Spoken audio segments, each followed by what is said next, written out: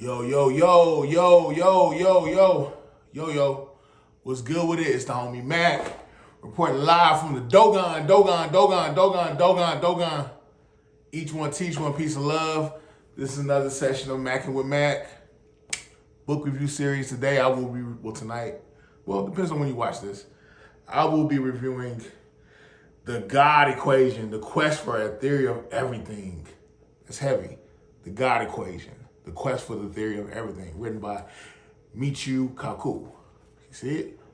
Bam, bam, bam. Okay, let's get to it. So those that know me know that I am a nursing student. So my discipline is more anatomy and physiology, biology, not so much like the material world, or like, in my material world I mean like astronomy, the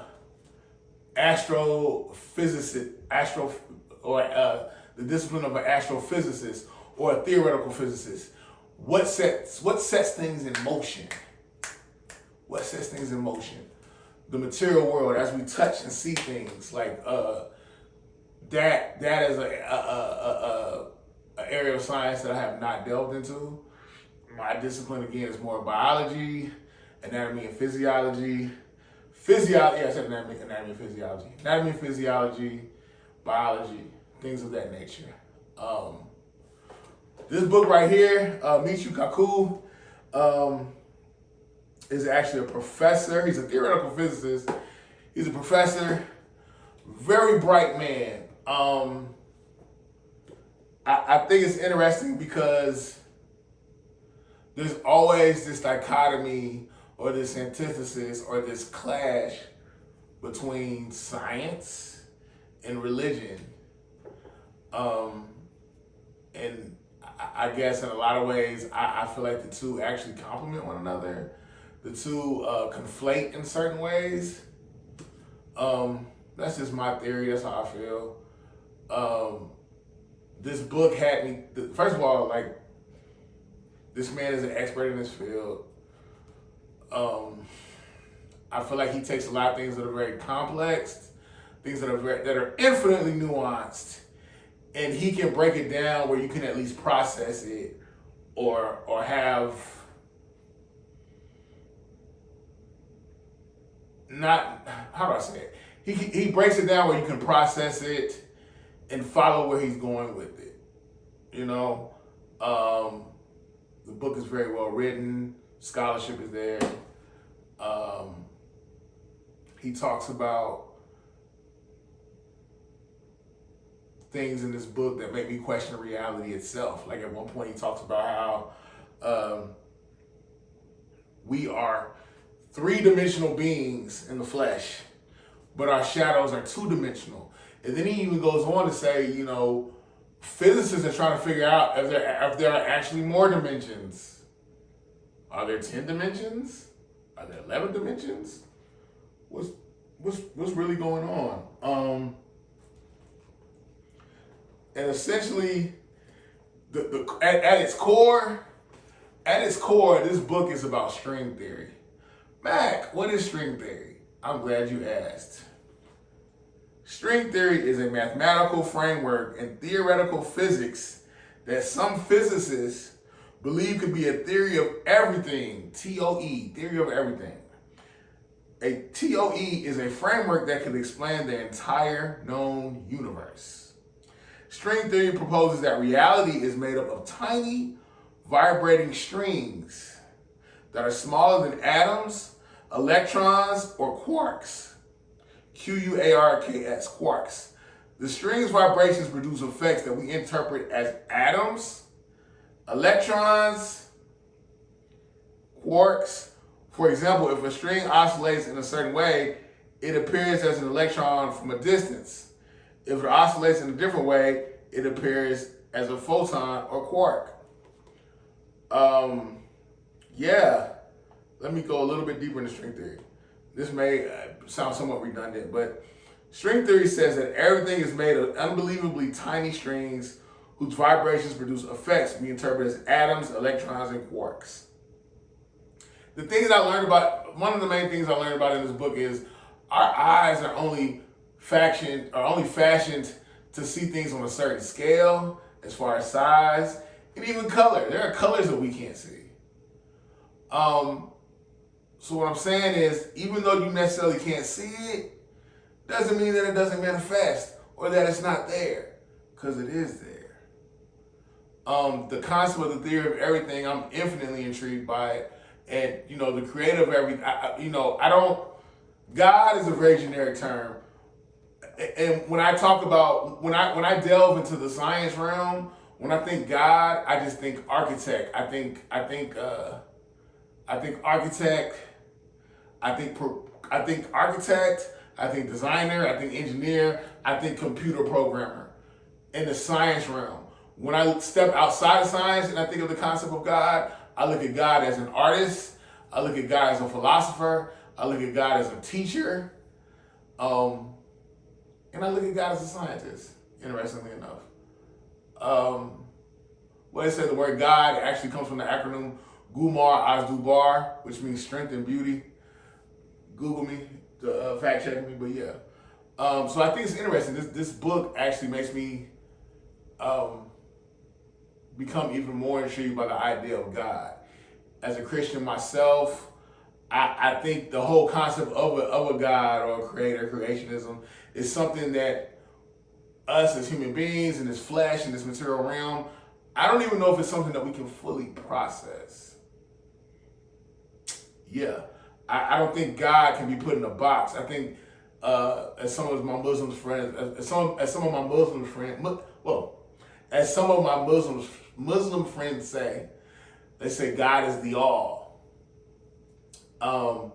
And I guess maybe in string theory, the theory of everything, the God equation would be the string theory, because what is it that sets all this in motion? In this book, he talks about how we live in a galaxy that may be surrounded by more galaxies, but those other galaxies may not be able to incubate life the way we are, the way that our galaxy does here. Like, we're close enough to the sun where we can get energy from it and rays and lights, but we're not close enough where we get burned. And and as far as atmospheric pressure, we can breathe. Inhale, exhale. Those things necessarily would not have been compiled in another galaxy. So it makes you wonder, like, is this just all a cosmic roll of the dice? It's just all happenstance and chance? But yeah, in this book, it talks about Newton, law of gravity. It talks about Einstein, theory of relativity. This book makes you question the very fabric of reality. What is reality? What defines reality? What are the boundaries of reality? Things that I didn't really think about prior. I've thought about it, but not in the context of this, like as far as the material world. String theory. String theory, again, is just like, it's like a symphony and vibrations that little particles that manifest. Like, in biology, there's subatomic particles, then you have cells, then you have tissues, then you have organ systems, then you have a whole body. So it's like the string theory, or the theory of everything, is I would say it's the building blocks of life itself. Now, one thing I didn't realize is how a lot of things are broken down. First of all, let me say this. I understand why people say physics is the emperor of science and mathematics. I think you can't get a deeper understanding of science and mathematics at its root. Like, the high point, maybe the apex of science and mathematics is physics, because it interplays with all forms of science and mathematics. How there are equations when you measure the speed of a thing, when you measure the gravity of a thing, and how it's able to travel, when you measure why things manifest. This may be kind of nebulous, but why things manifest in the material world the way they do. There's an equation. Like, this book helped me realize, a lot of things simply boil down to mathematics. Simply, everything is a part to, well, this galaxy, this universe as we exist in it, everything boils down to a part to a greater whole. On a material level. One of the things he mentioned in this book is how, like, when you deal with scientific exploration, the understanding of a thing becomes more simplified in time. But he was saying how complex the mind is. I can read a poem by Rudyard Kipling. I can read a poem from Kendrick Lamar. I can read a poem from Nas. I can read a poem from Edgar Allan Poe. It actually may get more complex in time. The way we process it. And I'm saying that to say that metaphysically or psychologically, the wormhole goes deep, but as far as with science, good science actually simplifies things. I'm appreciative of that. Great read. Let me see. One of the things he talks about is quantum mechanics, or quantum being a unit of measure, very minute, very small. And the thing is, like, I think it's like Carl Sagan said, science is all around us, but the thing is, a lot of us don't understand the functionality of it and how it interplays with our day-to-day. Quite interesting. How we're chiefly dependent on something and we don't necessarily know how it works, or the underpinnings of it, underworkings. Something as simple, case in point, GPS system. GPS system on your cell phone. The GPS system consists of 31 satellites orbiting the Earth. At any time, your cell phone can receive signals from 3 of them. Each of these 3 satellites is moving in a slightly different trajectory and angle. The computer in your cell phone then analyzes this data from 3 satellites and triangulates your precise position. The GPS system is so accurate, it has to take tiny corrections from both special and general relativity into account.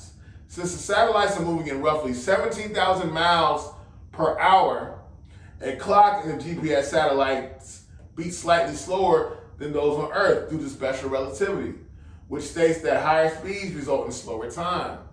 The phenomenon demonstrated in Einstein's thought experiment of outtracing a light beam, but since gravity is weaker the farther you move into outer space, time actually speeds up a bit due to general relativity, which states that space, time can be warped by gravitational pull.